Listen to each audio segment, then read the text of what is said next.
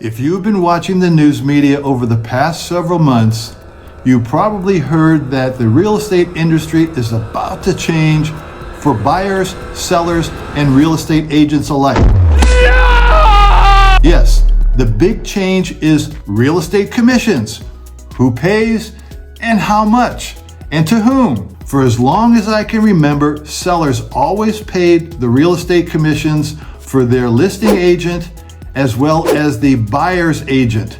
Starting August 17th, that all changed, and it has caused all kinds of rumors and stories throughout the industry and with consumers. I can't remember when the last time one of our buyer clients asked us how we get paid at the end of the day when the transaction closes.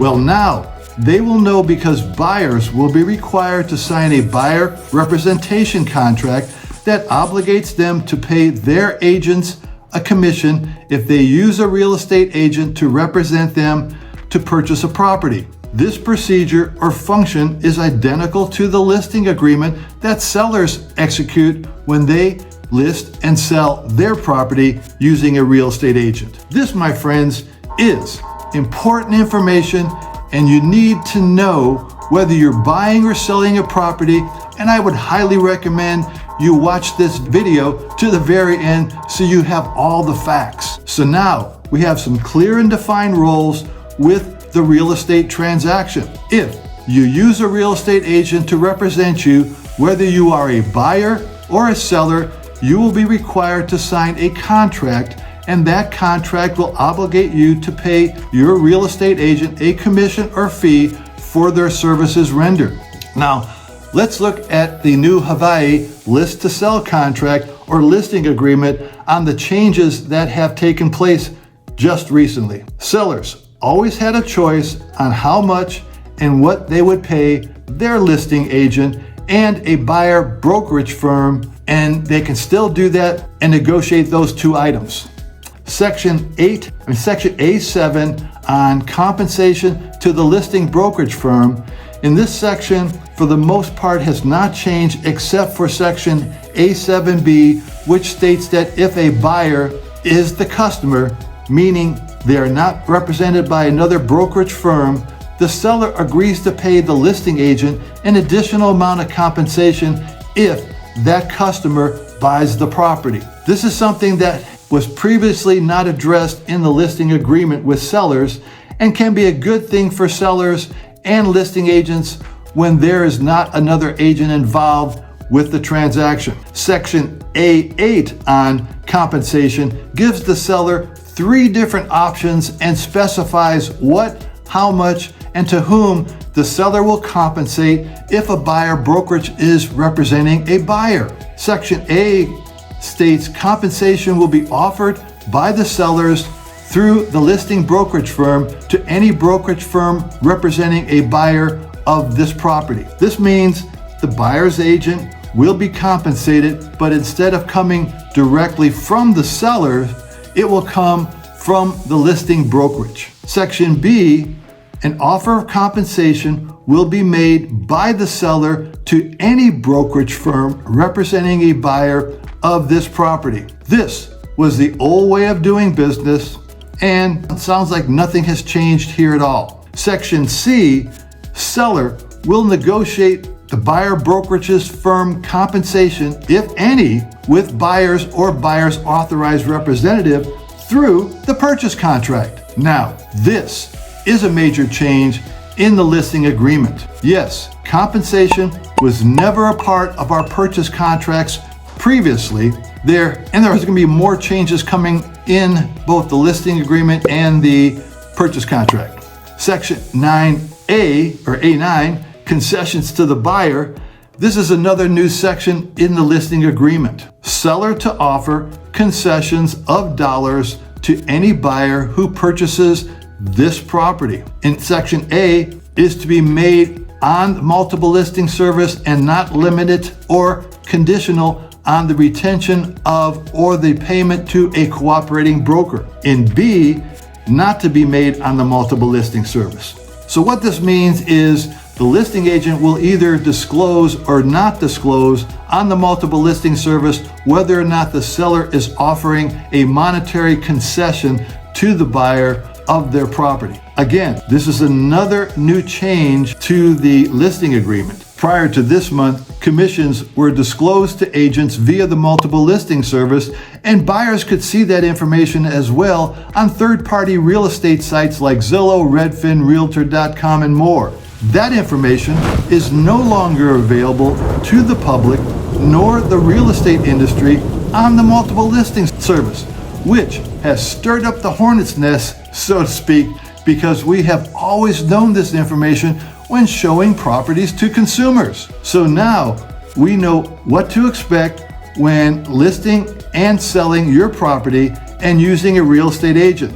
So let's take a look briefly at the buyer representation contract or buyer's agreement. This agreement is between a buyer and a real estate agent, and that they want to have them represent them in the purchase of a property. And like the listing agreement, it is not disclosed to the sellers or the seller's representative or agent. It is for a fixed term, meaning it has a start and an end date and can be canceled by either party as long as there is notice. Like the listing agreement, the buyer's representation agreement has a compensation clause that states in section 10A, the buyer will cooperate with the brokerage firm's efforts to be compensated out of the sale proceeds in the transaction. The buyer brokerage firms will accept as compensation paid by the seller either directly or an authorized commission agreement with the seller's brokerage firm no less than a specific amount. Yes, the buyer will have to agree to a compensation amount in this contract with their real estate agent, similar to a listing agreement. In 10B, buyers shall pay any portion of the amount stated above not paid by the seller or the seller's brokerage firm representing the seller. So as stated, if the seller agrees or the brokerage firm representing the seller agrees to pay the buyer brokerage firm representing the buyer, then the buyer has no out-of-pocket expenses and does not have to pay the brokerage firm representing them. However, if the dollar amount that is paid to the buyer's brokerage firm representing them is less than what was agreed upon in the buyer's representation contract, then the buyer is responsible to pay the difference. Going one step further, this dollar amount can be negotiated between the buyer and the buyer brokerage firm representing them. Wow, that was a lot to swallow.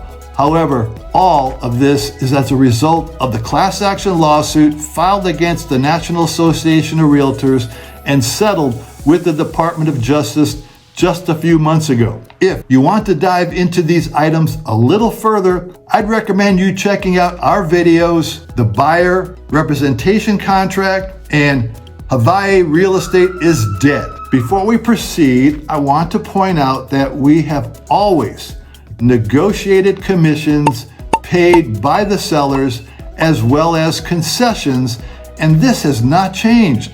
However, we are now spelling it out on contracts for both buyers and sellers. Okay, we addressed the listing agreement and the buyer agreement contracts. Now let's take a look at the purchase contract and see what has changed. As mentioned, we have never negotiated commissions in the purchase contract up till now. We have always asked for concessions from sellers in the purchase contract regarding closing costs, prepaids, rate buydowns, etc. And now we get to ask for compensation, and this, my friends, is new for everyone as well. The biggest change to the purchase contract is in section C2 and in C3.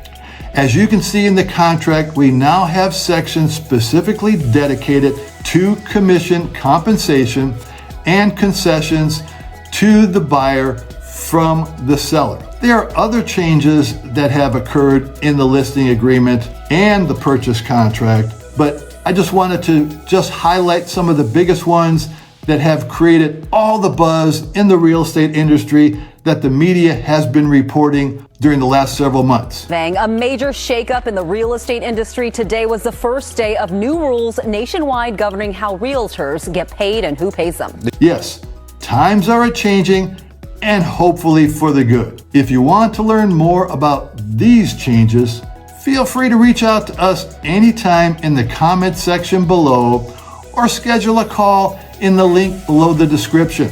Looking for a realtor to represent you in buying or selling real estate here on the Big Island? We would like to apply for the job and would be honored to assist you. Just let us know how we can help. Reach out anytime at one of our contact sources. Be glad to get back with you as quickly as possible. Until then, thanks again for watching. Hope this information was helpful. Have a great day.